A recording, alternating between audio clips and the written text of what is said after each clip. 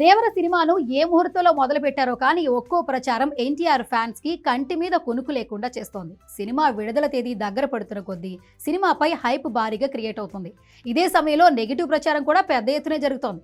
మొదటి ట్రైలర్ ముంబైలో విడుదల చేయడం ఇక్కడి తెలుగు మీడియాకు అస్సలు నచ్చలేదు. కొన్ని వర్గాల మీడియా నెగిటివ్ పబ్లిసిటీ బాగానే చేస్తుంది.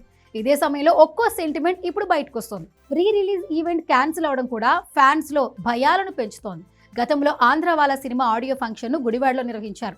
ఆ ఫంక్షన్ ను మాజీ మంత్రి కొడాలి నాని హోస్ట్ చేశారు. ఇప్పటి వరకు తెలుగులో ఏ ఆడియో ఫంక్షన్ కూడా ఆ రేంజ్ లో జరగలేదు.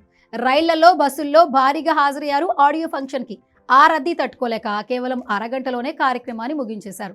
తీరా చూస్తే సినిమా ఫ్లాప్ అయింది. ఇప్పుడు ఆ సెంటిమెంట్ దేవర్ను కూడా వెంటాడుతుందా అని ఫ్యాన్స్ భయపడుతున్నారు. ఇక రాజమౌళి సినిమా తరువాత ఏ హీరోకి సినిమా హిట్ రాలేదు ఇప్పటి వరకు. ఆ సెంటిమెంట్ ఒకటి దేవరను బాగా భయపెడుతోంది. ఇక శక్తి, ఆంధ్రవాల సినిమాల్లో ఎన్టీఆర్ తండ్రి కొడుకులుగా నటించారు. ఆ రెండు సినిమాలు డిజాస్టర్లే. దేవర సినిమాలో కూడా ఎన్టీఆర్ తండ్రి కొడుకులుగా నటించారు. ఇక ఈ సినిమా కూడా ఫ్లాప్ అవుతుందేమో అని భయపడుతున్నారు. సరిగ్గా 11 ఏళ్ల క్రితం రామయ్య వస్తావయ్య ట్రైలర్ను సెప్టెంబర్ 22నే విడుదల చేశారు.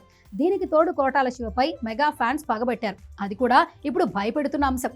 ఇలా చాలా వరకు నెగిటివిటీ మూటగట్టుకుంటుంది దేవరా మూవీ.